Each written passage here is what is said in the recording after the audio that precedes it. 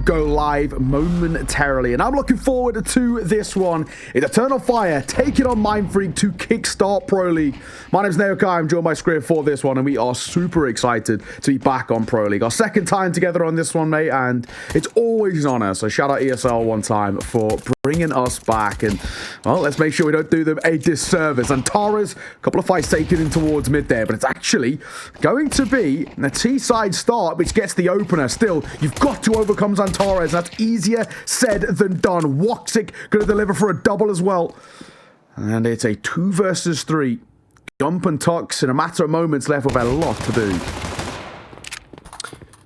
Oh, Julie's out here as well, looking comfortable. Jota keeps his cool, making sure he confirms that kill, not just spamming away mindlessly. So it will just be 19 HP remaining. Not really going to be enough to get anything done. He could maybe squeeze out onto A here. Well-placed shots onto Woxic will net a bomb plant, or maybe he drops down below. We'll see. But either way, he's going to need at least one kill to make this work. The Glock lets him down slightly, but yeah, now they're left a little bit guessing because Woxic takes that quick goosh. The Julies are ready down below, though. Well played to stop that bomb plant, and it ends up being a really clean pistol. Yeah, exactly that. It was, at the start, a little scrappy because we could Mindfreak there. We're taking a bit of outside control. We're going to try and work off that. But ultimately, they actually just couldn't get the crossover towards Secret. And then they doubted themselves, and they sort of fell away. And it was a little bit awkward, right? I think the big thing they needed was just one smoke between Red and Secret to give them a cross. They tried to contact it. It's just never going to give you enough space, right? And unfortunately, that's the problem. That fell very, very flat there. Looks like it's going to be a ramp pop. Jota with actually an excellently timed flash that immediately, again, makes Mindfreak doubt themselves. And this is something that you sort of want to see the opposite from the Aussies, right? You know, you're coming in as the underdogs. You're coming in towards this game with, you know, no pressure, as they sort of said about. Just back yourself, right? Play a loose style. Jota, it's so simple for 3, though, for him. Julie's pulled out. And of course, these pistols, we're not expecting a lot, but they are just so crisp. Woxic will get one, the MP9 will close it. It's a nice pistol round. But go back to what I was saying, Scriv, right? I just want to see the Aussies just say, you know, have an idea, commit to it, right? You can see at the moment they just look a little nervous. Yeah, that's true. That is true. I think getting those initial jitters out. It's a very difficult balance, I think, for a team like Mindfreak to come in. They said, you know, they've been boot camping before coming into this, spending a bit of time, but then there is also a stand-in that's like super last minute. Yeah. So it's like, do you play it loose? Do you play it like based on maybe what you've been working on at the boot camp? It's very difficult to find that balance, I think, to feel satisfied with your game. And you can see as soon as we get this rifle out, straight into the outside execute. You know, it's clearly worked out. The Molotov in there as well. They've got a game plan. They've got some set rounds. They're just immediately sending it into those set rounds. So believe in the process here. Try and make it work, and we'll see what happens. Yeah, this feels like it instills at least a little bit more confidence in you. He just got to do a lot of heavy lifting here. It's a great timing on that molly. And a flashbang will come towards backside. That won't affect him at all. Woxic scoped in with the AUG. He's looking to try and deny any A main presence. And again, they're stuck here. This is an issue for Mindfreak. They have an idea. They face any sort of friction, and they immediately retract. And it does instill confidence in you because they don't look confident in their own game plan themselves. But they're going to go for a double pump, it seems, back up towards heaven. And they're going to leave Pain here lurking in single door. Tux is in a pretty good spot. You don't expect him here. He's been walking around outside for quite a while. Side swipes Jota. And now it's Eternal Fire who have some guesswork down towards B. I mean, it's working out. It is working out here. You know, the pieces coming together quite nicely. They'll lose another one on the extremities, but they'll get this bomb plant in. Some decent time to get the post plant going, he says. Crunchy, caught out. Somehow manages to take a kill and survive there. Texter, meanwhile, is flanking yet again. So there are players absolutely everywhere here from Mindfreak. Woxic finds another on his AUG. I think the information should be in. They're both rolling down the mini ramp here. Down goes Woxic, spotted out as well, and Tux will take the final player. It is a little touch and go there, of course, but Mindfreak really well put together round. Yeah, that was an absolutely cursed round to watch. There's about 7 different flanks happening simultaneously, but it's one of those rounds that, you know, credit to Mindfreak for making that one work. It's just super, super heavy mid-rounding, which isn't something that is always super reliable, but in this sense, it just worked. Every little incremental space that they created, they were able to capitalize upon. The only issue I have with those sort of rounds, though, Scriv, is I asked the question, is it replicable? I don't think so. A lot of things had to go right for that round to go right. So, a tough one, to say the least. Flash down. Try and slow down the secret push, but they've got good control towards outside here. Mindfreak and the scout. Woxic will take a couple of pop shots. It's just a bit of a hopeful one there. Well, KD, though, does open things up, so there was a bit of a lurk coming out of single, which he, at the very least, gained some coverage with.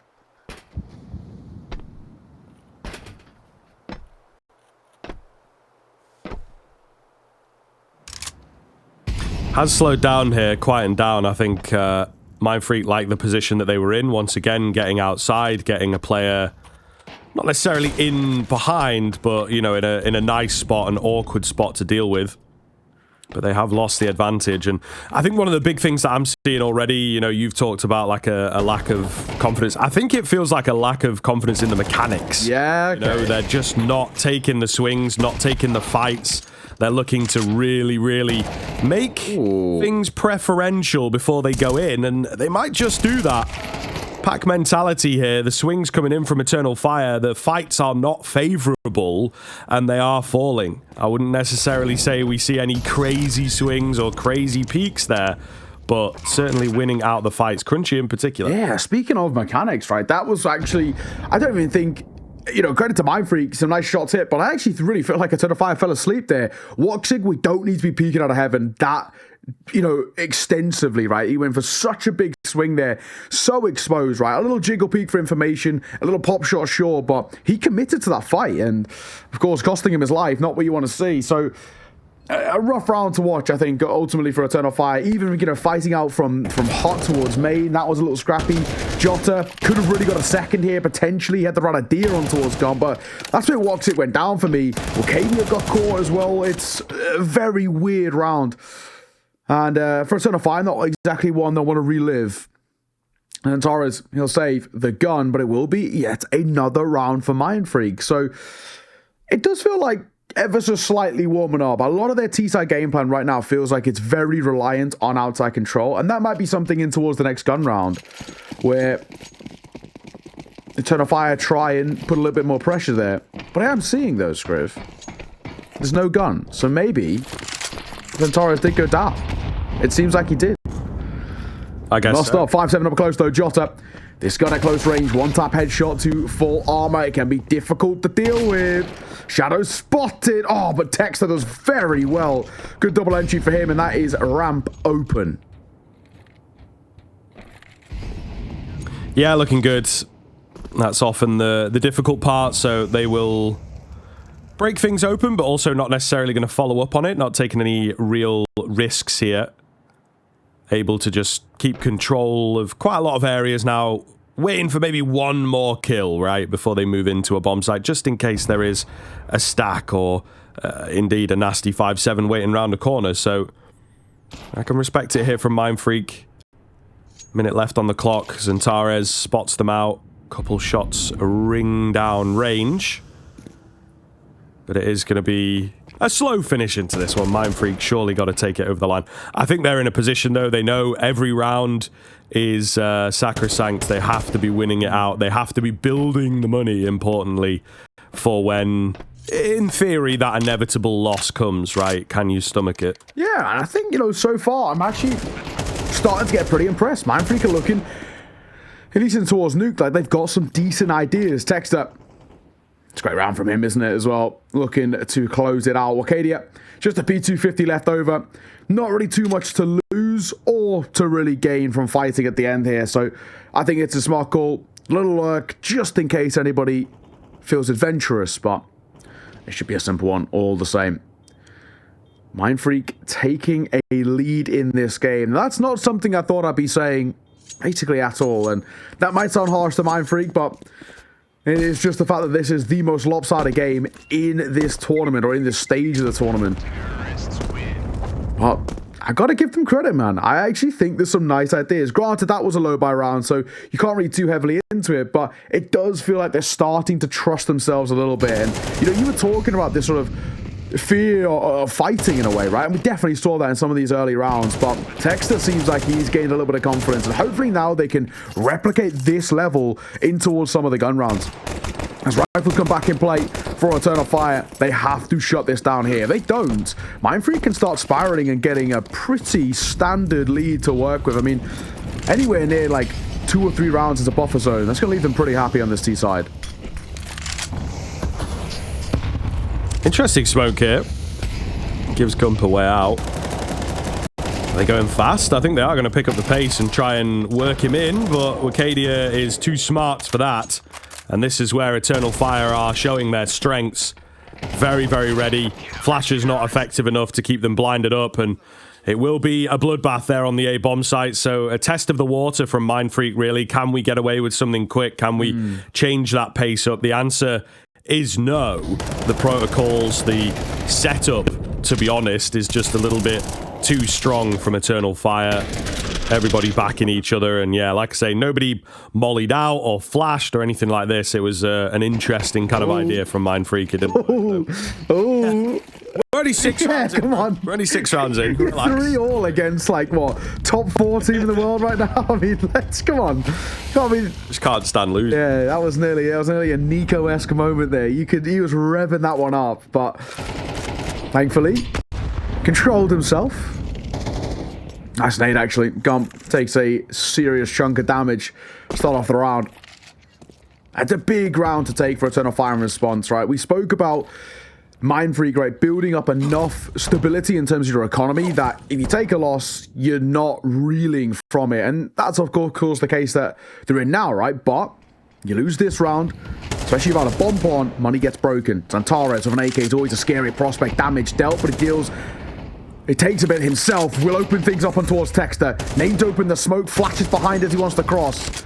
And Zantares is still being a nuisance. That's all we need to do. We spoke about this outside presence being very important for Eternal Fire.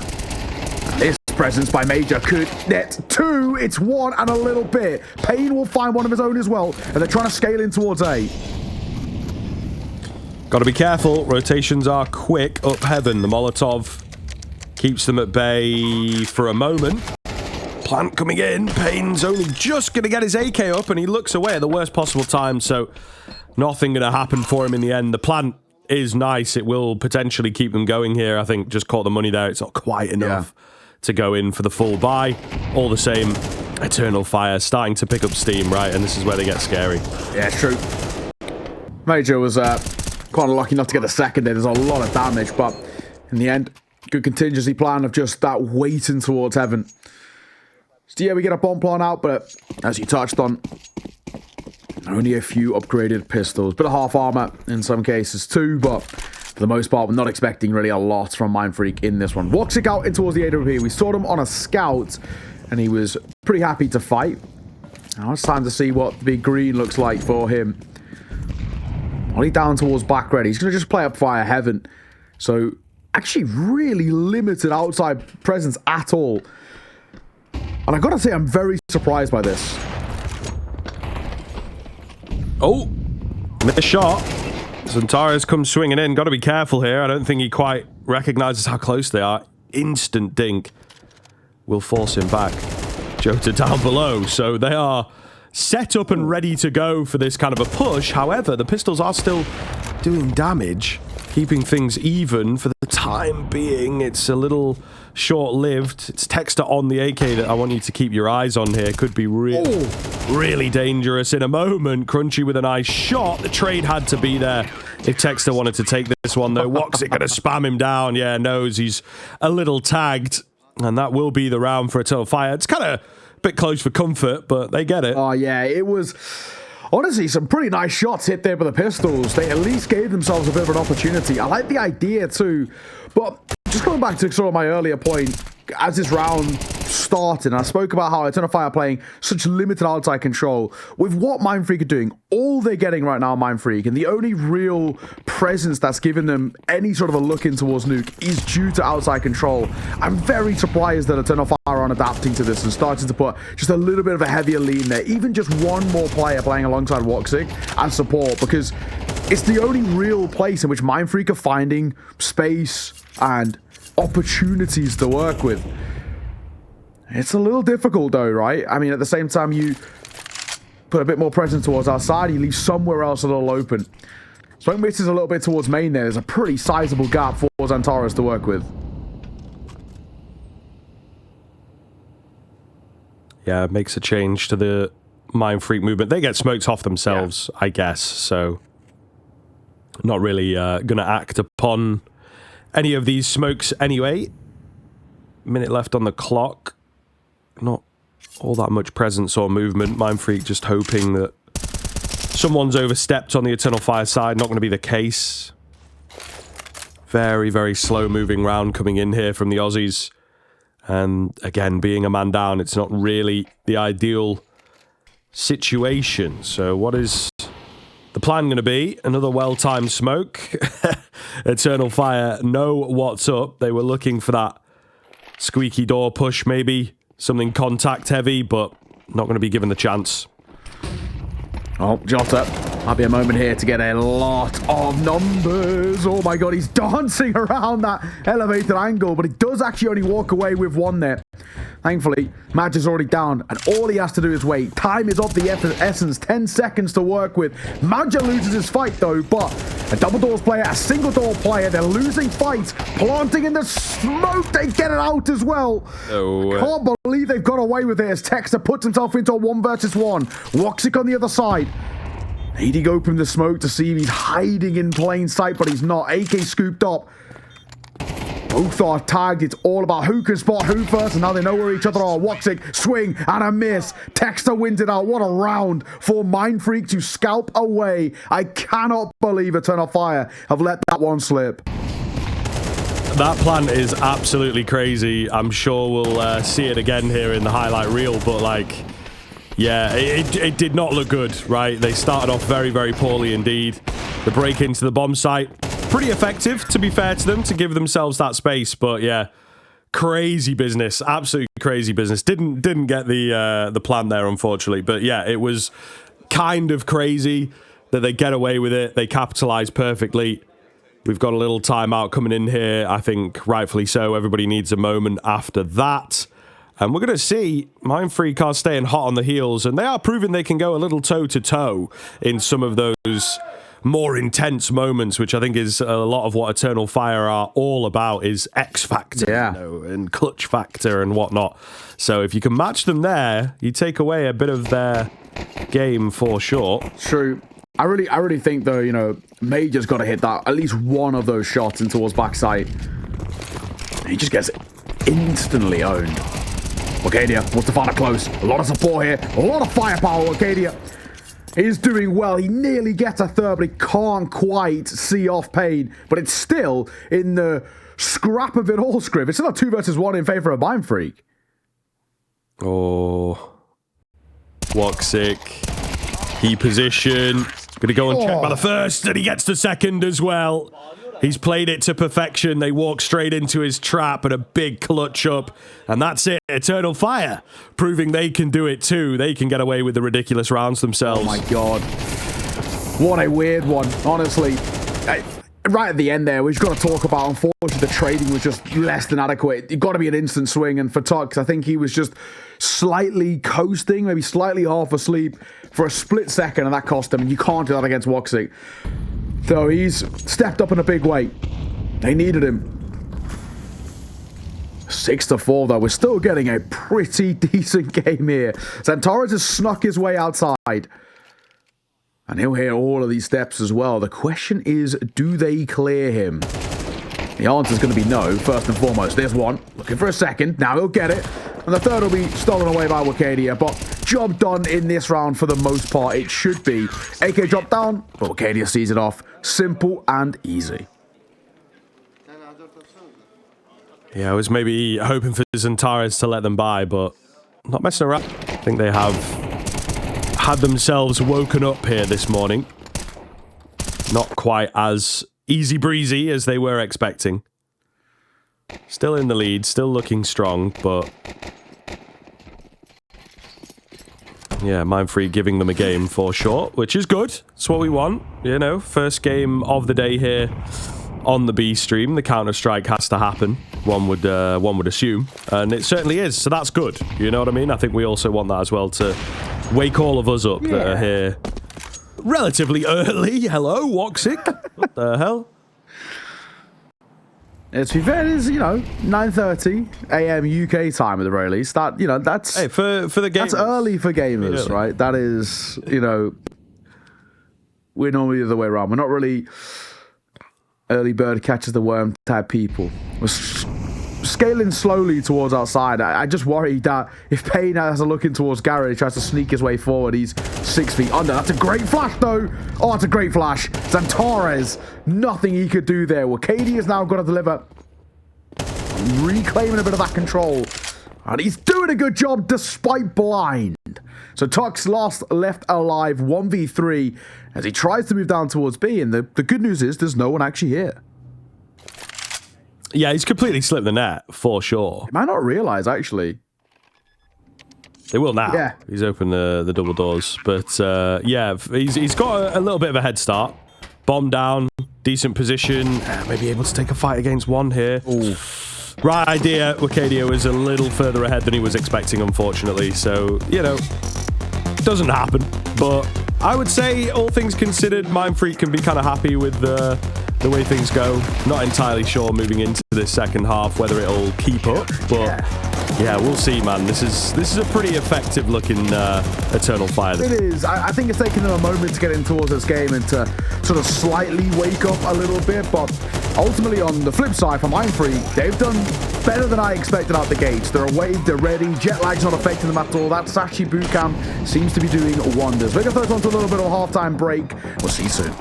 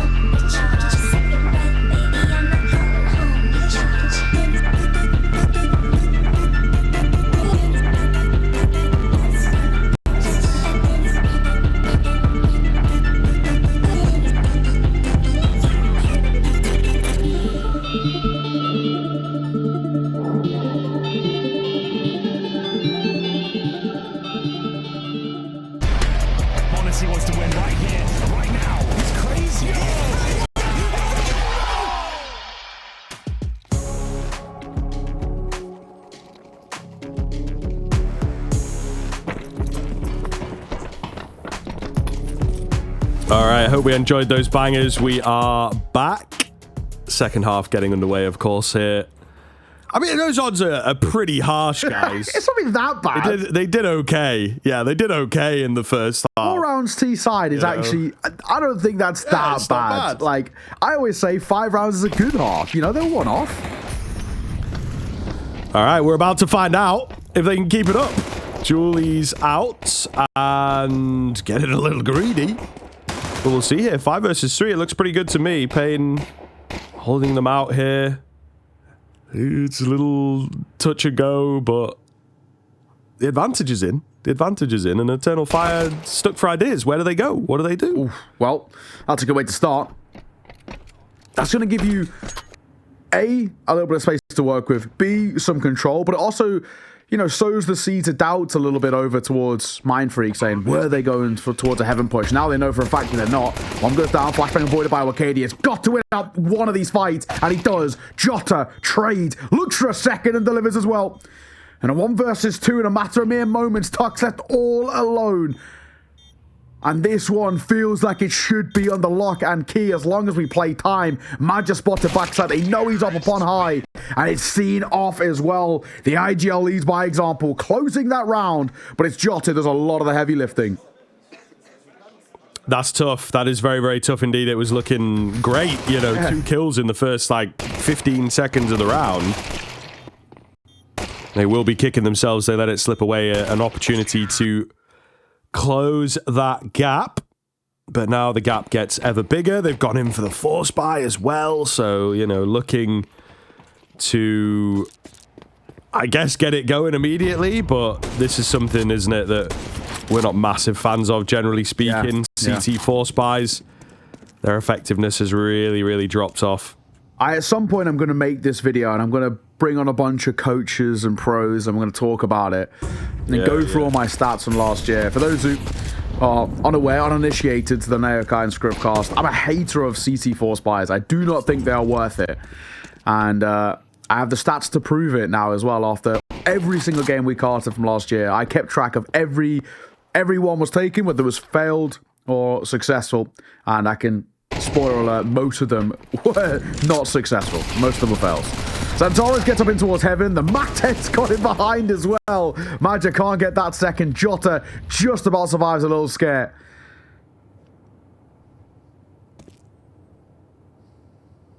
Oh, okay, here we go. There's some information being grabbed here.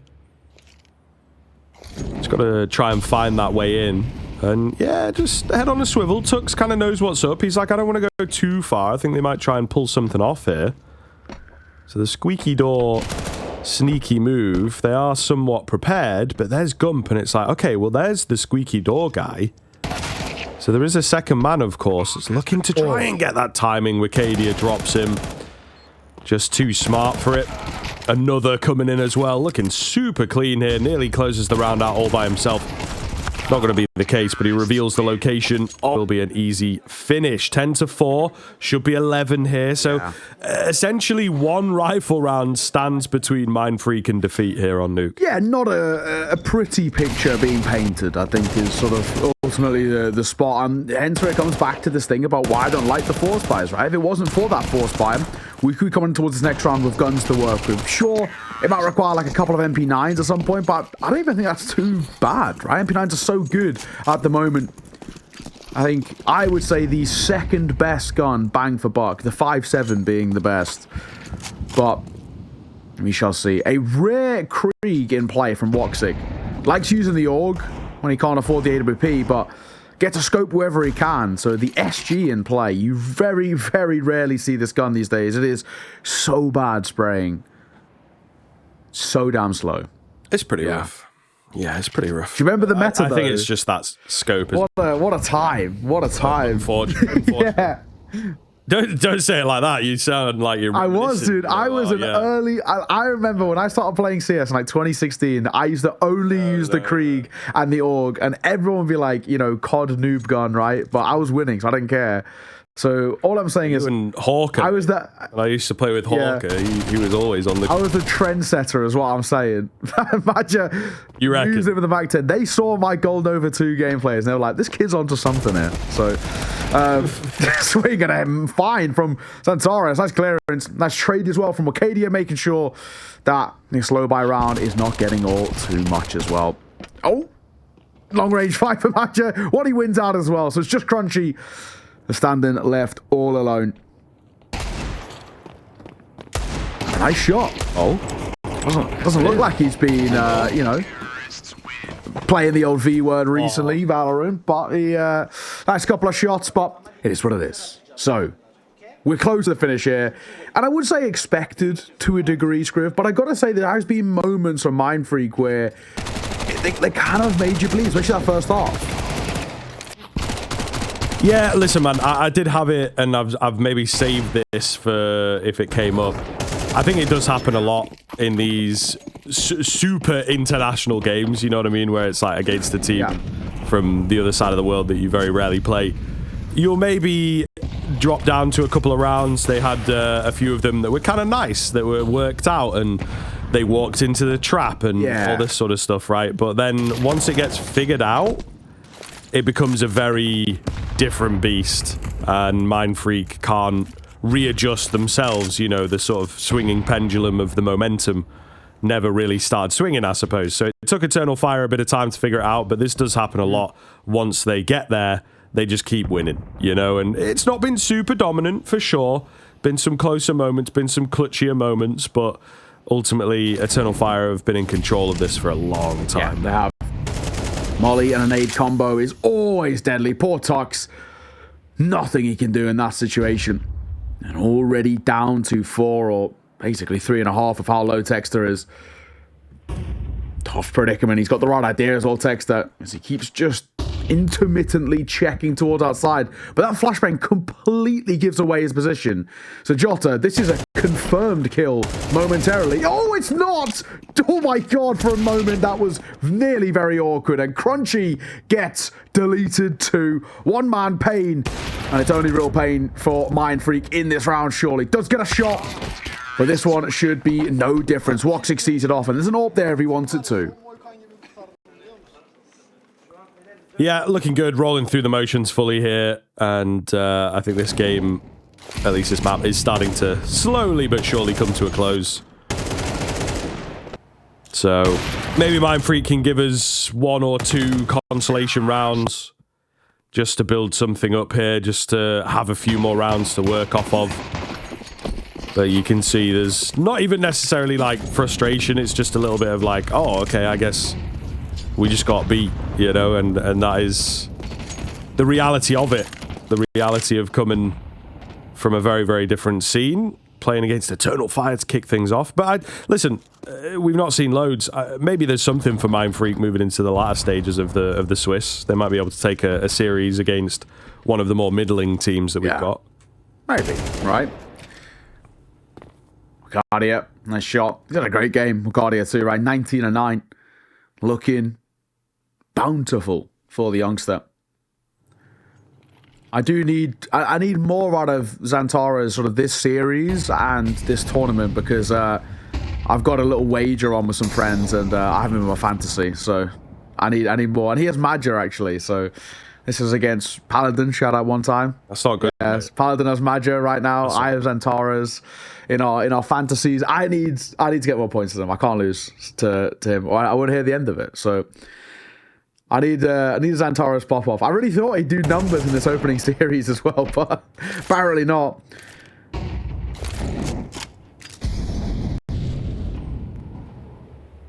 All right. Last line of defense, 30 seconds remain. Xantares playing with his food here a little, and that will be that. Okay, before you even get the words out, it ends. So it was certainly for a moment, it started in favor of Mindfreak a little bit, then it got close, then they swapped over, and they were just no match for that T side at all. You know, once it was Eternal Fire doing the swing, and it's a very, very different beast as expected. But all the same, Eternal Fire. But every you know, pathway I look, it just feels super, super unlikely. You know, this is the #1 seed versus the lowest seed in this stage 1. And of course, with a stand-in doesn't help either as well. So let's get things underway. It is Anubis up next on the docket. And we get to see what they've got. A T-side start for Mindfreak instead of Fire starting on that CT side. Those odds are brutal, to say the least. 1.02 to 11. But I got to say, I agree with them. Yeah, that's fair. If I were a guy that decided betting odds, maybe I would also do something like that. I really have no idea how it's worked out, but all the same. One-sided it would be. Zantara up close on the Julies here. Okay, does get one. I think a player right at the back of that stack. To be fair, it's Wakadia up close that gets the numbers in their favour, albeit briefly. 2 versus 2. Bomb still in good hands. Woxic on his trusty P2K, and he's always good with it. That's a clean find. Leaves it down to just Tux. A quick goosh is not quite going to be enough, unfortunately. Major as well. Does need to be careful here. If he's taking that swing, he had to be confident in it, and he is indeed, so they will get it done in the end. Yeah, for a moment, looked like it could be a little shaky, a little scrappy, but actually really nicely done from Wakadia. Header on a swivel, 180ing for him. He looked really, really crisp. Those 2 shots in particular, they're not bad. But at the same time, you see some nice couple of moments too from Mindfreak where, at the very least, they're still a little bit crisp, right? They've still got a couple of players who can hit shots. I think Texter still seems the one that we're really going to be keeping an eye out for, but a good stop for Eternal Fire nonetheless. No force fight here for the T-side. Swing for the FAMAS as well. One more spot, that's the bomb as well. They know where it is now, out towards B. And they can draw over the troops a little bit more if they want to. Jota's just going to stick up close, which I like. This is good here, though, from Mindfreak, I have to say, right? You don't get the bomb down in the previous round, so holding out for those AKs is what we are a fan of. There's nothing happening in this one, unfortunately, for them. It would have been nice. I think a couple of Deagles dotted in there to find a head, but it does not happen. But onto the AKs, and like I say, this is what they're looking for early. So hopefully, again, as they had on Nuke, some early set rounds would be good. Yeah, well, it's one of those rounds we're not expecting a lot of good money in the back pockets, and all right, Jota getting fired up. That's what we want to see as well. They're having a little bit of fun with this one, which is good. First gun round for Mindfreak has to be a successful one. Kickstart things well. Start to build up a bit of a repertoire on this T side, which is super needed, but you walk straight into Wakadia. That flashbang does nothing to make him feel uncomfortable. Man advantage feels pretty good right now. Triple peak coming in here towards B main. Smoke goes down. A decision to be made. Do you want to go through it or not? Jota's spray is clean. So looking better and better here for Eternal Fire. The numbers remaining very positive indeed. That's a hell of a nade, to be fair. But of course, no kills off it. Yeah, chunky one there. Suffer them up just a little bit. Crunchy move in his way. Up with the pack in via mid. And they're going to get all of this control for free. So it's a decision for them of sort of late round, where do we actually want to go here? We go test towards A, which they failed early. It's got to clear Woxic first. It's not an easy angle, but it's a great shot from Texter. And they might overlook now Wakadia in towards Pillar. Yeah, it's very possible. All on top of each other. He's going to hear this as well. Just hiding away, biding his time. Molly comes in, plant comes round. He can't quite cancel it, but he'll take a number. And just staying alive, the pressure is absolutely brilliant here from Wakadia. The flash round gives a bit more space. Crunchy's going to have to go absolutely insane. Does not happen. And a patient round from both sides. It does net Mindfreak the bomb plant, but Eternal Fire can hold on to their advantage for that retake. Yeah, nice work. Nice work. Dispel any doubts and just slowly but surely play off each other. Numbers game, a simple one at that. A bomb pawn is good, I guess, in any situation for Mindfreak, right? It's going to give you some money to work with, but Eternal Fire, it does feel like they are just so comfortable in the game plan right now. We got one AK to work with for Crunchy, but he sold it, so I tell a lie. He goes back in towards the Deagle. He realizes that the Hero AK is probably not the play here. It is generally a move that's happened a lot more into a CS2. One person going towards Hero AK just to alleviate some of the pressures in a round like this, but shall see. What's it going to play out in front of that E-box smoke? And the spam through it is trying to sell the fake a little bit as if there is no AWP there, but nobody does peek. Lead downs, and Torres fighting through it, gets one and gets out. Yeah, nearly gets a second, doesn't he, with this spray? But not quite here. What's the move going to be then for the T sides? Utility over the top. The return utility pretty good from Eternal Fire to just keep them fully pressed off. Another Molotov towards Dark, so I think EF know exactly what is coming their way. There goes the bomb. Hitting the deck, the spam through the smoke sideswipes Major. Cavalry on the way here as well. Another drop of that bomb. So looking very, very good now. 4 versus 2. And these B main boys don't really stand a chance without that all-important bomb, of course.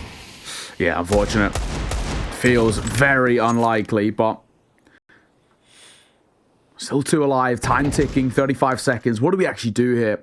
Obviously, saving's not really worthwhile. You don't have anything to save. So you've got to have a look in towards the end. If you can get another constellation kill, that'd be nice, but feels very unlikely. Woxic trained on the angle. He knows what's potentially brewing. And Payne is stuck. He's hoping to get a couple of lucky taps, but Jota finds one. Ricardia will get deleted, and it's, you know, they're fighting. They want the frag. They know it's there, beckoning for them. He's dealt a lot of damage. All 3 are touching the left-hand side. He's got to die, and thankfully he will just before the time runs out there. There was a moment that looked a little scrappy. If there was a gun, who knows, but nonetheless, it is still Eternal Fire running through the motions. Simple and effective. Not really breaking too much of a sweat in any of these rounds, to be honest.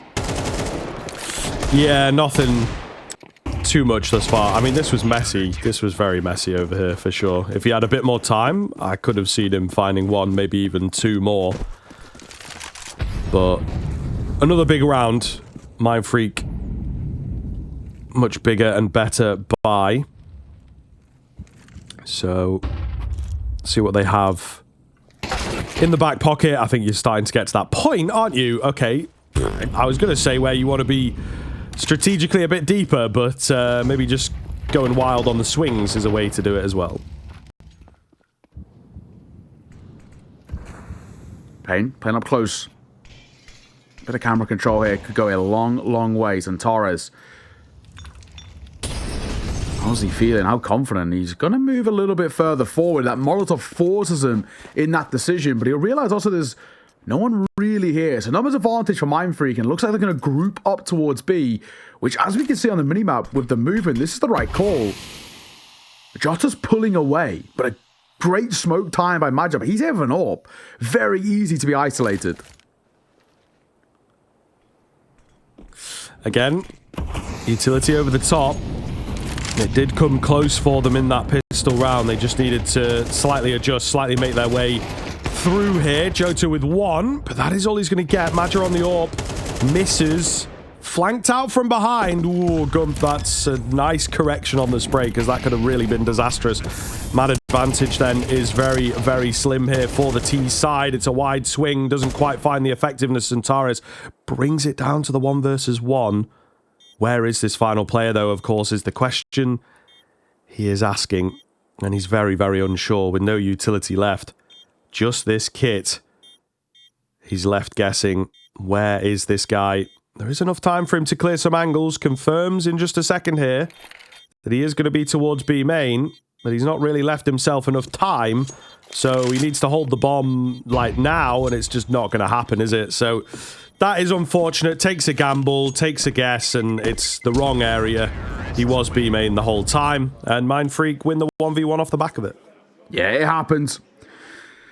For Mindfreak, that's good to see. Like, give yourself something to kind of work off, right? Any sort of foundation is going to go in a long way. They're playing these rounds slow, I think, for Mindfreak, because they're trying to isolate fights, and I'll sort of take it, right? I think, you know, with how they are at the moment, we've already kind of spoken about it, they've not got really a lot to lose in this series. It's all about kind of proving what level they are to themselves a little bit, and you know, there is moments of kind of brilliance every now and again. A couple of individuals find some nice shots. Crunchy the stand-in, not looking too bad in towards Anubis. At least his mechanics are something to go off. But we go back into a buy for Tenafai. No worries. Woxic with the AWP and the rifles alongside him. Of course, Antares still with an AK-47. Dropping down, tucks it. Now you're going to go bounding as it banks off, but they're going to completely take the Z-Box control. They did not care about that util. Jota with the flash for the first. 180 as he knows the second, lurking behind, and Santorres got to do a lot of heavy lifting on the side, but Crunchy, what a shot. We've had some really keen moments here from Mindfreak. That clutch going their way seems to have spurred them forwards. They are liking the look of the B-bomb site, and rightfully so. It's confident, it is aggressive, and it's exactly what we want to see from them. Wakadia making his way in here, and kind of the only important player in this round, the only workable player in this round. The AWP you don't really expect too much from. He's just holding the lines. Keen find. Second here for Wakadia. It's not quite over just yet. He is incredibly low. Texter mollied out. Get him on the bomb. Try and get that hold in. The lineup is just not there, but he finds him in the knee at the very final second. Oh my goodness. Texter was nowhere near, but a small readjustment onto potentially the only part of the body he could have hit from that angle, and it works. That honestly looked like it missed to me, so I have no idea how he's been given that one. Zantares, he's got to hit that shot, honestly. It really feels like if he hits that, the round is secure, but the fact that he falls, it requires such a wild one. Yeah, and you can see the frustrations, and understandably so. A second for Mindfreak. Money broken now over towards Eternal Fire. And a great round again out of Texter. I've been impressed with him. He actually looks really crisp for Cardia. There was an opportunity there, but and a missed shot, and he will just retract.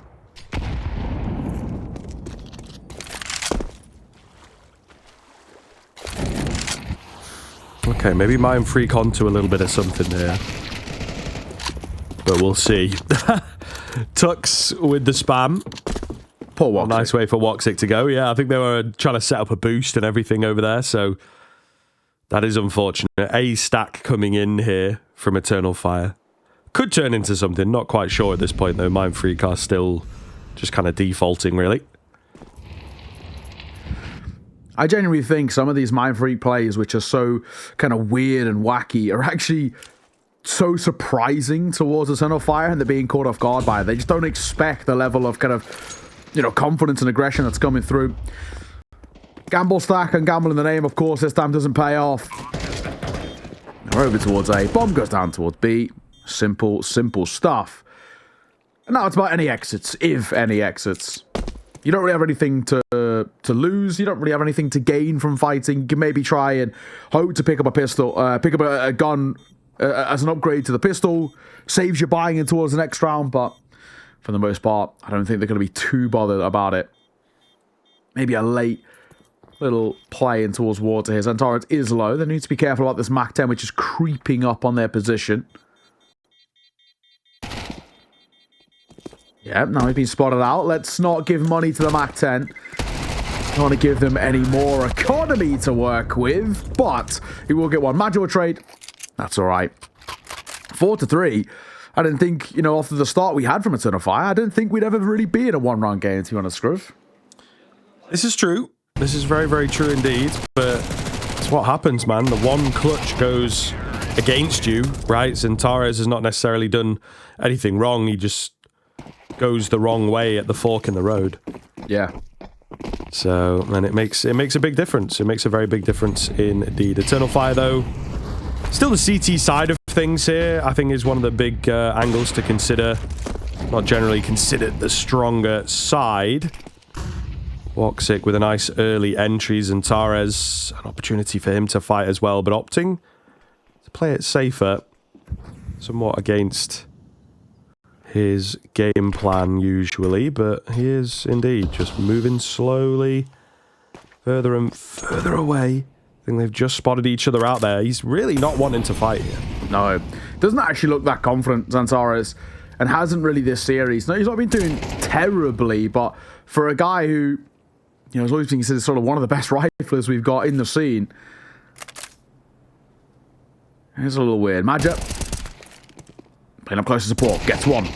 Well, he'll come down as well, but Xantares, again, going to get clipped by Texter. He's actually doing really well on that head-to-head.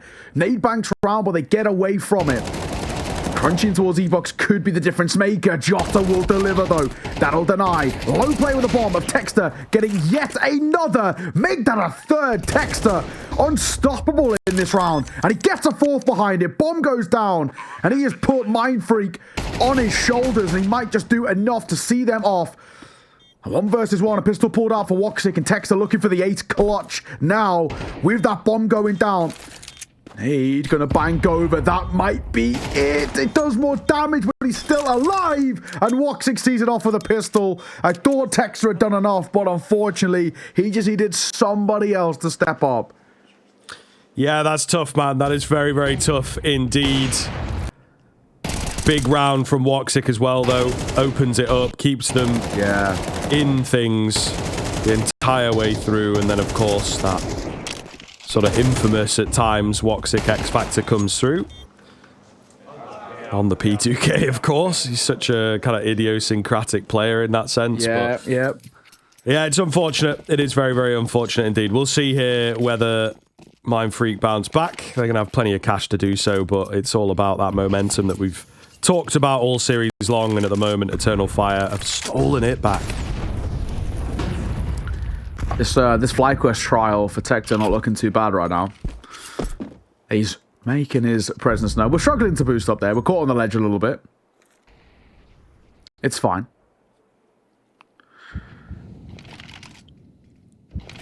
Either way, moving in towards... He's a bit of a pop. We're actually just swing around. I love that call from Madja. Spam from Tux does catch Ricardia. That's just an unfortunate way to fall. Madja, oh my goodness, hanging right on the edge here.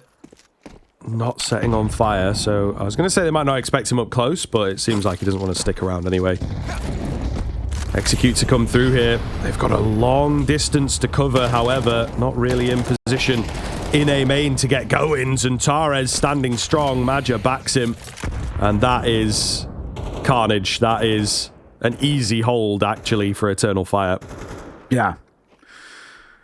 Smoke down as well with the bomb on the other side of it. Nothing Pain can do in this one. We'll just try and keep hold of the AWP. Been a bit of a slow start for Pain as well, but at times I can understand it. T-side AWPing on Anubis can be a little bit awkward, and especially when on the flip side you have, of course, Woxic, who, you know, hasn't been lights out, but is still a really scary prospect to come against.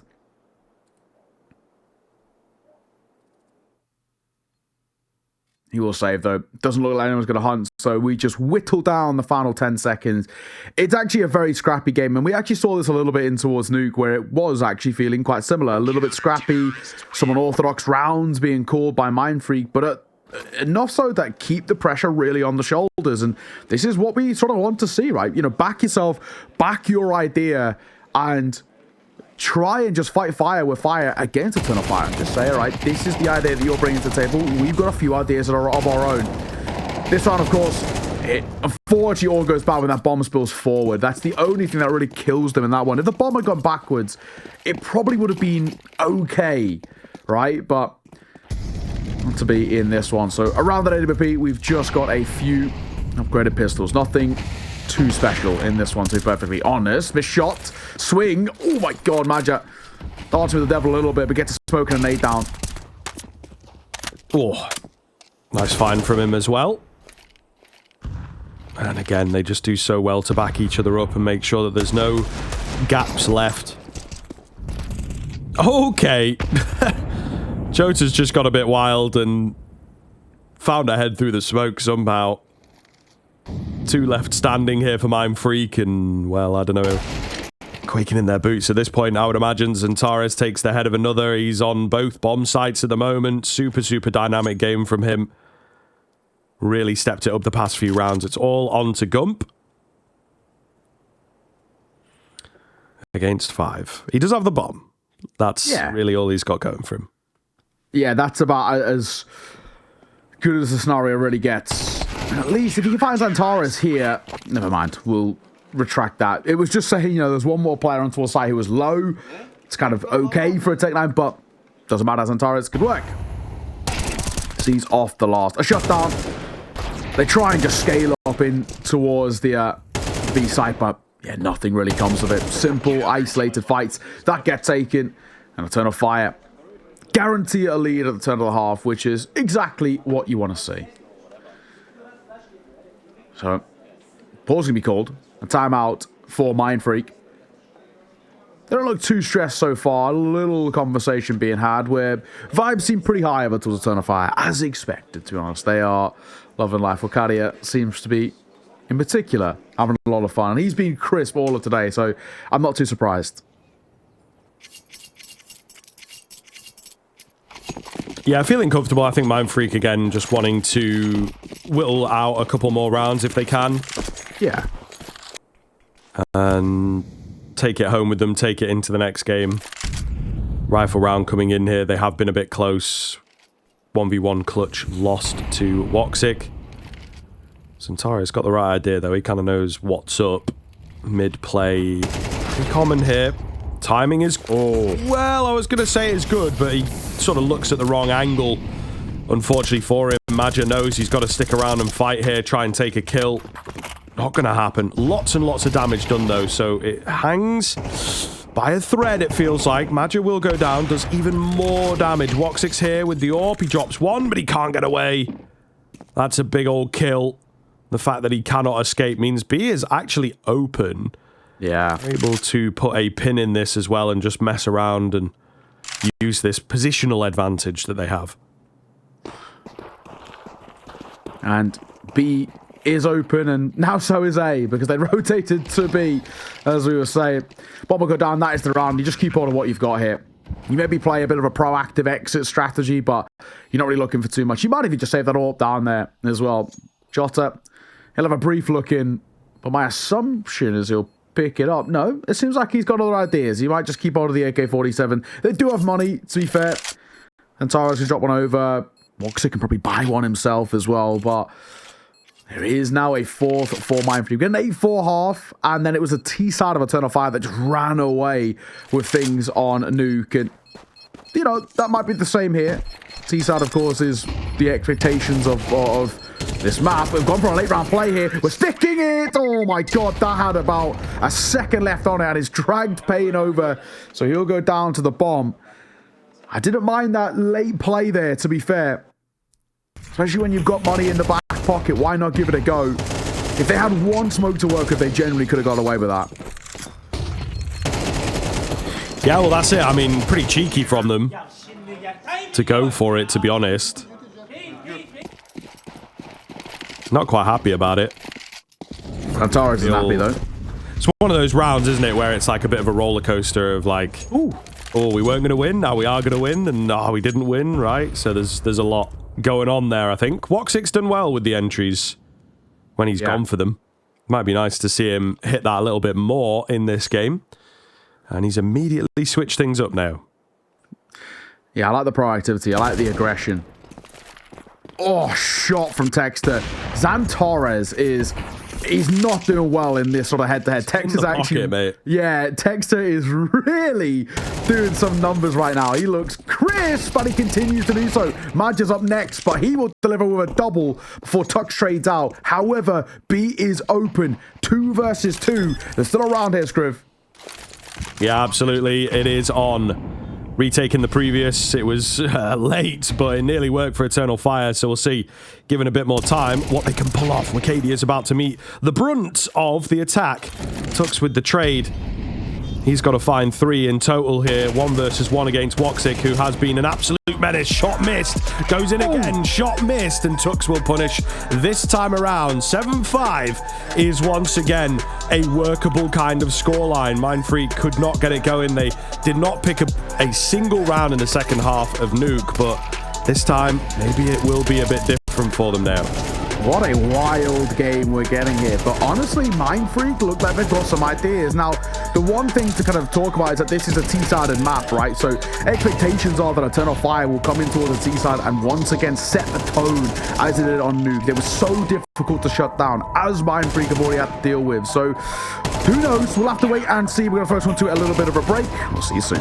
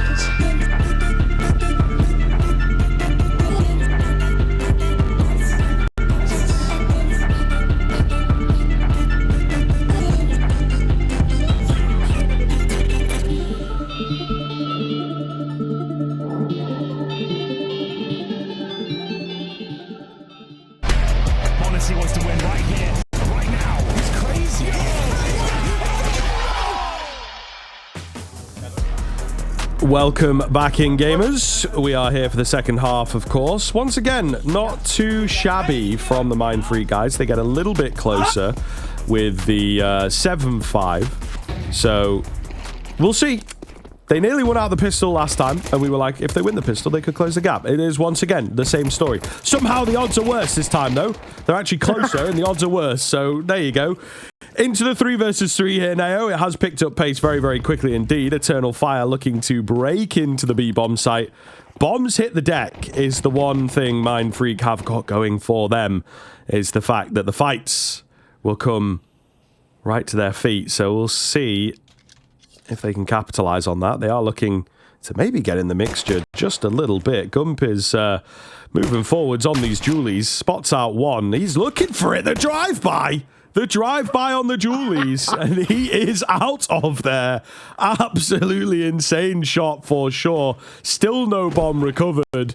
This is just not looking good for Eternal Fire. They've got to try and isolate some fights here, man, but it's not happening. Gump on the Julies is an absolute monster. He's looking for more. Look at him. He's gagging around this corner. He's so giddy for it, but they know this is an unlosable position if they just play it safe. So crisp.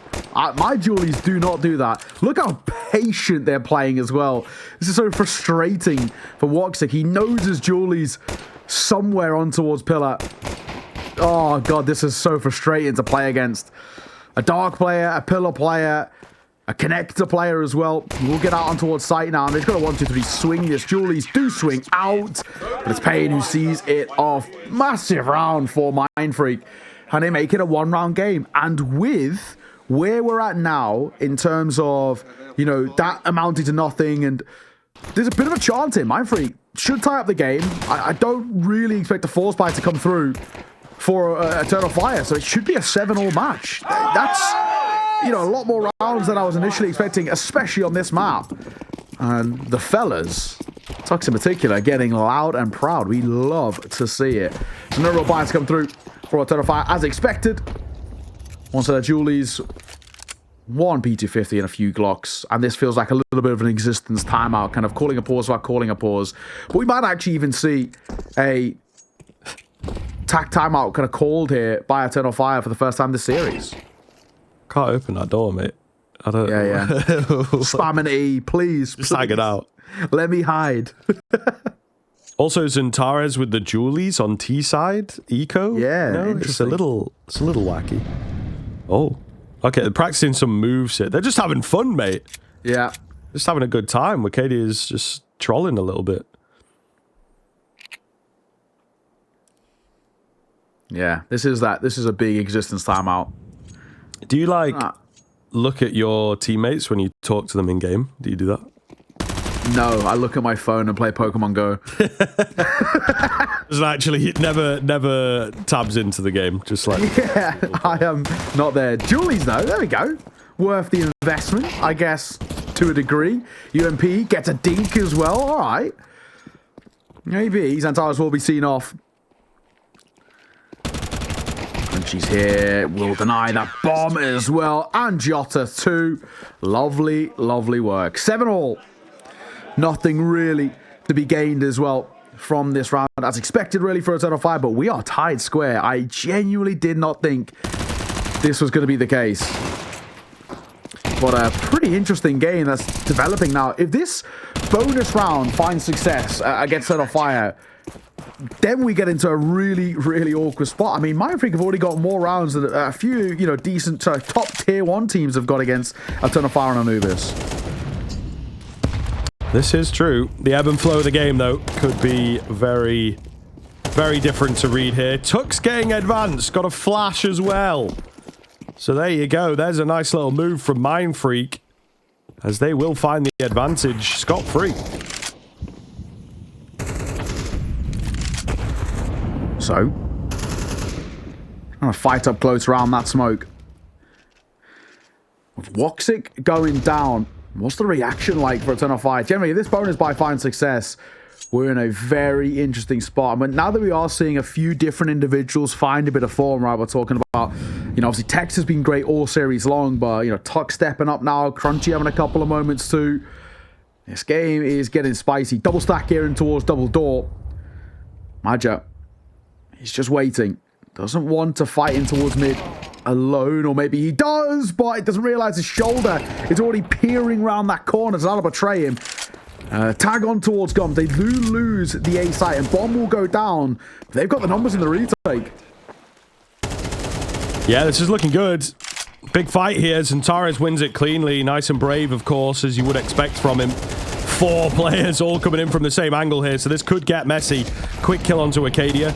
Zentares not ready for them. The Molotov does not keep them at bay. Jota does find one, but he's dinked immediately, right? So going to be tough. In behind the back of the pillar. Down he goes, and it will be a successfully mounted retake. A lead for Mindfreak here. Maybe I shouldn't say it with such surprise. A lead for Mindfreak here, and they are indeed in a good position. Yeah. Don't talk to my boys like that. Don't be so baffled.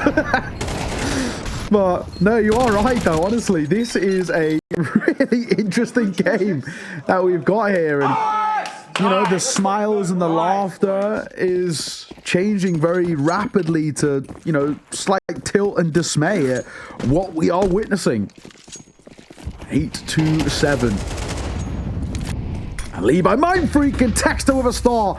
Pocketing Xantares again. That head-to-head has been so good for him. He is looking so damn confident. And Tux will find magic to make matters all that much sweeter. Texter is so crisp right now, making sure that these pistols have nothing in terms of a look-in. Jota's been spotted out by the AWP, but a missed shot.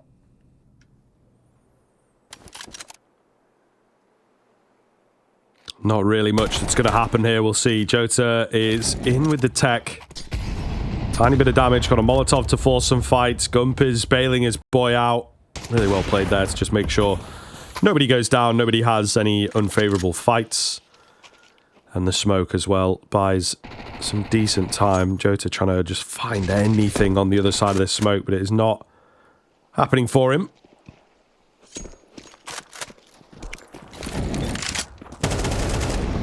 Ollie, deep as well. And towards me. Flash behind it, 40 seconds. And the two remaining for Eternal Fire. Not expecting a lot. Texter wants to fight. I don't really blame him with how well he's been doing. He's still tucks up close here. The spam is good for damage, but he's running out of ammo. Uh-oh. This gets a little weird. Mac 10 can't convert, though, and neither can Wakadia.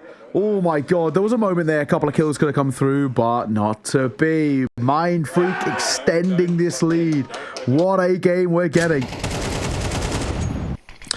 Indeed. And it's this man, Texter. I mean, yeah, worried for Eternal Fire if he keeps it up.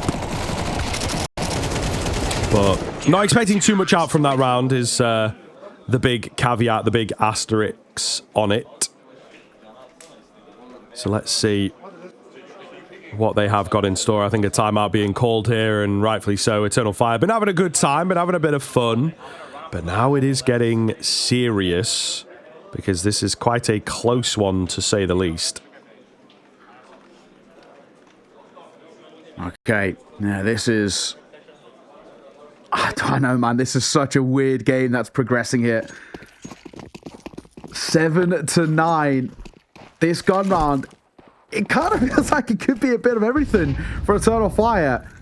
You lose this, you're in trouble. Centauro spotted a body there, and he's not going to fight. Jota will, alongside Woxic, and they both deliver a mid-play, which actually I like the idea for Mindfreak, just the execution doesn't quite pay off. Yeah, maybe a smoke somewhere. Maybe a guy throwing flashes. Just to give them that little bit of room. But it was ultimately, like you say, it was Xantares. He spots one, he hears the footsteps, he's like, yo, they are coming. Get ready. And everybody was ready, so it doesn't work out. It falls flat. And they will indeed take a round maybe a little too easily, you might argue there, at least in theory. But it's unfortunate, you know. Like you say, I think the idea is decent. If they can thread that needle, they get the catches on, you know, players holding smokes or just sort of walking around as they do at the early stage of an Anubis round. But Xantares, he spotted everything. Exactly. You know, we got both the Aussie teams on both the streams, right? FlyQuest versus M80 on the A stream. FlyQuest a map down there. Of course, same for Mindfreak, but Mindfreak are really knocking on the door to a map 3. Never what we expected, but it's fun to watch. Very much just out of the ordinary, out of the blue. Jota, hop shot, molly down towards main, nade behind. A nice little util protocol, and it should be a nice thing to fight him towards Tux here. He's got the right idea, and he will get it. Wakadia on the flip side of the other site will get one of his own, but Crunchy with a ballsy swing and a find. That is pretty spicy. Gump will trade him towards Wakadia. AK scooped up as well, and he gets out. Well, momentarily. Just all over the place, though, aren't they? He's got no idea what's going on. So, unfortunate for him. Could have been something. Nice find on Woxic. Looking for the next. Not able to get it. He's a little low himself as well, actually. 1 or 2 more bullets going to do the job. Texter's position going to be known. Got to respect this guy. He's been going a bit crazy. Woxic is just being insanely annoying right now. But they're not after him. They're holding the site. They will happily concede the AK just to take the round. Yeah, I agreed. Texter, he'll just keep hold of that rifle now. Nobody close enough to sort of hunt him. And, of course, they're not really in a position to hunt, to be perfectly honest. Woxic going to drop down. Oh, Texter Pete there. He probably would have had the drop on getting him, but we're now tied again. 9-all. Winning that gun round of the rebuy back in the previous has thankfully put them back on sort of steady ground a little bit towards Turn of Fire side, but this is still much closer than expected, and that was a nothing round ultimately. That did still have a moment of being just a little bit awkward. So 9-all, a conversation to be had for Mindfreak for a brief moment. Stuck's going to just try and relay over a bunch of information, but there is really still a game brewing here. Turn of Fire struggling much more against Mindfreak than they have against, plenty of other sides. And, when we look at it in one sense, and we spoke about it coming into us as saying, you have all the prep in the world, Mindfreaks. Anubis are going to get picked in against you, and honestly might not make a difference. It obviously is. They genuinely don't look too bad right now. And it's still not a foregone conclusion that this is going to be a 2-0. We're tied 9-all, but a bit of form that can come out late game here for Mindfreak, who knows? But it's got to start with this gun round. If you lose this gun round, unfortunately, not only do a Turn of Fire get the 10th, they basically get gifted the 11th, and that's most of the way there to seeing off this series. Oh, nice break. Oh, Payne lands it as well. There you go. That's beautiful. And that is the confidence that I think we want to see from Mindfreak in a game like this. Yeah. Big opener. This game still continues to impress a little bit, man. Mindfreak have at least got some individuals who are showing stuff.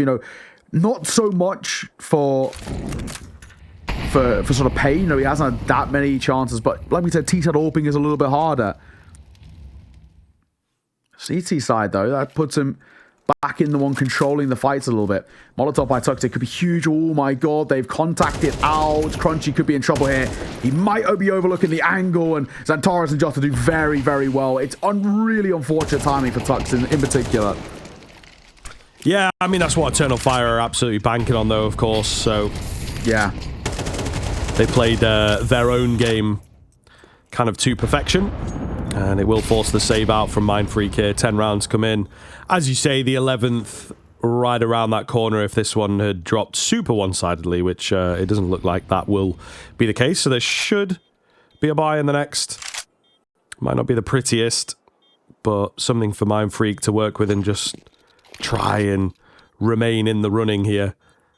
However, Eternal Fire showing that extra layer of depth that they have. This game, started getting away from them. They take the time out and they have slowly but surely clawed things back. All right, well, here's that 10th. I did say if they lose this one, it should be a gifted over 11th, but with 3 saved for Mindfreak, you can actually buy back around that and bring a reinvestment. I like the more passive call from them not to give it a go look, go looking in towards that sort of B site and try and go for a late round retake. It probably wouldn't have been worth it for them. I honestly think Tux gets so unfortunate there. He was looking in towards E-Box, turns away to hold connector for a couple of seconds, and they sneak out the perfect timing. It's a really, really unfortunate way to let that round sort of slip, and you can't actually really even blame him that much. Like I said, buy back a round, and Payne, another opener for him, catches Woxic again. All right. Woxic, unfortunately for him, he's been struggling in a lot of these opening fights. He wants to take a lot of control, but he doesn't always hit the shots, and my oh my. Looks a little spicy. Takes the flash as he spams. Oh, the flash on towards him. He might be dead, but he's full blind, and he's found Xantares again. My guy, Big Man Texter, he's just, put the anti-Xantares bullets in today. And I think he doesn't know what he's unleashed. Major and Jota here looking for a way back into the round. That's clean. It does open up a path. Is he going to be ready for main? The answer is no. So just Jota that remains. 1 versus 4. Bomb plant will come in. It is a little pivotal. The money is not quite infinite for Eternal Fire. He's reset the game. I mean, we'll see here.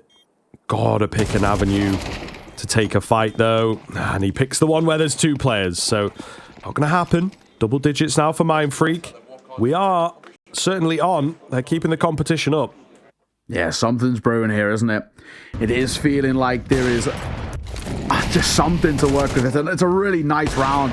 I think, you know, Zantara, it's a very unfortunate way for him to fall, but Payne, nice couple of shots from him. He looks great, and Tux, it's an awkward angle. This game's got life left in it. I don't think many people expected that we would be genuinely considering a Mirage third map. After losing Nuke and heading towards Anubis, this should have been plain sailing for Eternal Fire, but it has not been. As we hit 10 all, though, unfortunately, we do hit a, hopefully, brief tech pause. Seems like it's over on the side of Mindfreak. Hopefully get that fixed as soon as and get back underway. But yeah, what a game. What a game we're getting here. These 2 sides are pretty inseparable in terms of the back and forth. And that's actually exactly where Mindfreak want to be. They want to be playing this scrappy and slightly unorthodox game because it's really, really difficult to deal with. What are your thoughts? But you believe? Do you think we can make this a map 3? I think so. I mean, first game of the tournament. I think so, you know. Yeah, we know about, you know, like phase starting slow in a tournament. That's a pretty classic thing. This could be the same vein as the Eternal Fire. You know, the overdogs in a way who maybe coming towards the opening game and are coasting a tad, and hey, that could be it, right? That could be where... Listen, man, they were, you know, it was 7-7. They were having fun, still smiles on the faces. Listen, Counter-Strike and competition, it should be fun, but also maybe you should be like, well, maybe they are shooting back a little bit, you know? Yeah, wipe that damn smile off your face. Yeah, exactly. Text will come swinging. Yeah. They're logged in. What are you talking about, you know? But, yeah, we'll see. We'll see. I think Eternal Fire, like, my head is telling me they just have that ability, that individuality to shut down an important round, an important clutch moment. So I don't know. I think it might end heartbreakingly a little bit here for Mindfreak. I'm not going to lie. Oh, let's wait and see. It does feel like they've been, again, scaling into this game bit by bit and making something of this. I'll have to see, but it's still been a wild game nonetheless. Molly, just to stop a bit of that water presence, a triple stack towards B in the early part of this round, which, at least for now, is the right call. But the bomb's far from committed. It's all the way back near spawn. But they've actually got E-box control. Now, Wox is going to pick up the bomb and rotate over to join them. Missed shot by Torres. Don't often get to say that all too often for him. He will get one before he falls, but he does fall. Only going 1-for-1. Yeah, Molotov in as well, splits his teammate up, slows down the attacks. They can't quite capitalize immediately, but I think still enough chaos strewn in, and just the fact that they are going for a bit of a textbook contact play here. Payne with a nice find, Molotoved off, bomb will go down. So let's see what Mindfreak have got in store for us. Weary of a flank here, but just gotta get going. They do have those kits. They've got 1 smoke, 2 flashes. 1 flash going to be used. Can't really do much off the back of it. Passive hold here from Eternal Fire to just allow them into the bomb site. Woxic will take the frag as Texter peaks a little early. A classic bad habit. Shooting his teammate. I've been there. You can see it's tense. It is tense, man. They don't quite know where to look or what to do. Gump's going to go in for the hold. He gets taken off by the AWP of all things. And that will be Eternal Fire to secure it. Oh my god, these rounds are dicey, dude. They are so dicey. But all that matters is one, right? And Eternal Fire will... A big sigh of relief for them. What a wild game still progressing here. And genuinely, one other fight that goes right, and we could have seen that round flip to Mindfreak. I really think Texas goes a little early there. There was a smoke just blooming towards main. If he had waited for it to go down, then they've got a 3-on-3 on the site itself. I think they could have been fine, but unfortunately for Texas, I think he just goes half a second too early. It's tough. It happens. 11-10. This game feels like it could be going the distance, potentially, and some. But even getting 10 rounds of Eternal Fire on Anubis is impressive. Pain boosted up. Jota caught 6 feet under. What a start. Pain on these entry frags with the Orb is doing really well now. He's finding his form. Yeah, absolutely. And it is exactly what you want to see. Zantares is again being left to his own devices to try and break into the round.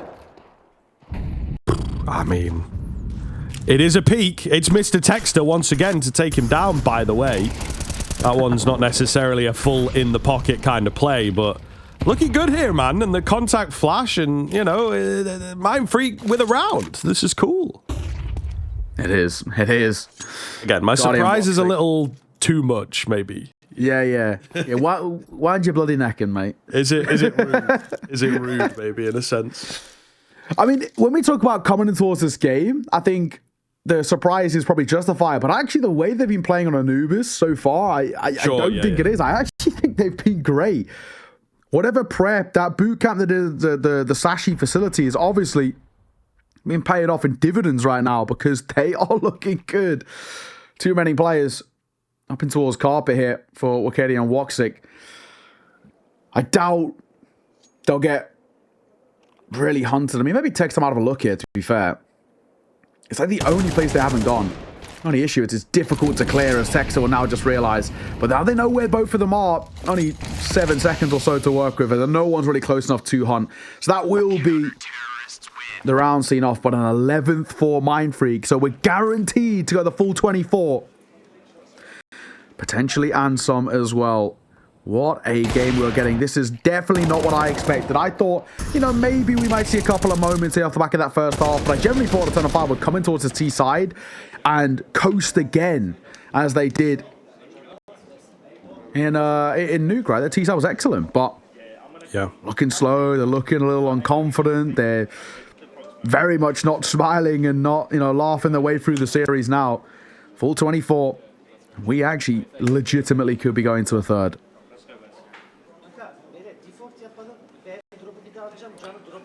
Penny for the thoughts of the players here, of course. This would be a very interesting kind of team comm to fully listen into. Yeah, true. I'm sure the intensity steps up.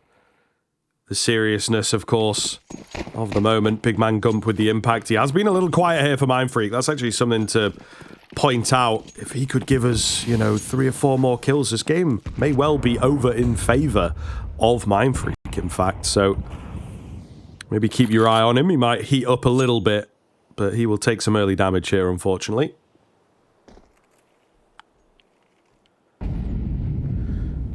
Texter behind that smoke in mid. Will drop down to join up in E-box. Briefly blocks the smoke, but it doesn't make any difference, really. Still lands in the same spot.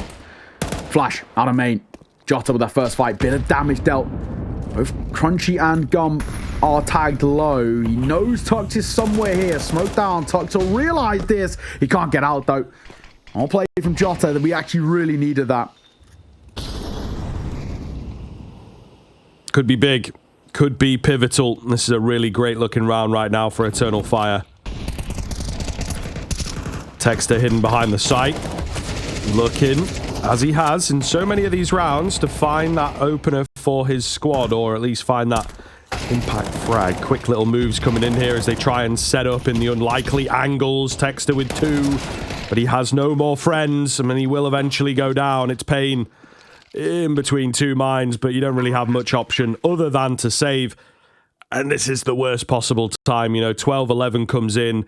The loss bonus, the money that they have in reserve is just not really there. So it's going to be a scary buy in the next. It is. It's going to be a little weird. Pain's going to drop 1 over towards most likely Crunchy, and then we can squeeze out a couple of rifles and Texter and Tux. Gun might have to take a bit of a step back with like a FAMAS or most likely like an MP9 with a bit of util. Still could be scary, still could be a bit funky, but I turn on fire. If ever there was a time to really put a hindrance on towards the economy, it's here and now. 12. Map and series point at Turn on Fire, but my god, have they been made to work for it. And for Maja, he wants to do everything he can to make sure we see this off now. Let this one slip away from them now, but regardless of how this ends, even if it was to end right here, I would still be super impressed with what Mindfreak have done on this map in particular, because of how good it's been for a Turn on Fire, and I'll keep reiterating that. They have been next to untouchable, only picking up one loss this year. Over a 90% win rate on it. Pain. Opening, fine, and again, catches Woxic. He's loving that head-to-head as well. He was really slow in that first half, but he's picked it up tenfold in towards the second. Yeah, a banger of a shot. Is it going to be enough for them to work with? Texter is again looking to be the big man of the hour. He meets Centaurus on the other side, and we've been highlighting the little head-to-head. Maybe at the most important venture, Centaurus will win out that one. 4-on-4 now. A vulnerable, I would say mid-area, but they're opting not to go that way. It's B that they want to go to, and that's better defended, so time's going to tell on this. Yeah, just to be a little weird, just to be a bit funky. Woxic down with a 4 versus 4, a boost above, but unfortunately, there's a really deep smoke there and a deep nade that comes and tags both of them up, and they've scaled out of the main position. Bomb will go down, planted by Magic. Can it be denied? Oh my god, it's close. The tag on towards Magic, but not enough for the kill. That would have been big. That would have been absolutely massive. Jota holding here. It is Wakadia that is that first line of defense. Tux comes in with the flash. A nice find from him. Wakadia looking to be annoying inside this smoke. Here's them all crossing. 2 in towards Dark to deal with, but he's just waiting for this smoke to go down. He's like, surely this will be on the bomb. My moment, and it is indeed. But they're on the bomb. Make sure to check that, and they will. Oh my goodness, a little close for comfort throughout that second half. 13-11 though, 2-0 in favor of Eternal Fire, and hopefully some really solid handshakes coming in at the end of this one, because Mindfreak have played a heck of a game, man. They should be proud. That was a fantastic showing there on Anubis, and you know, one of the best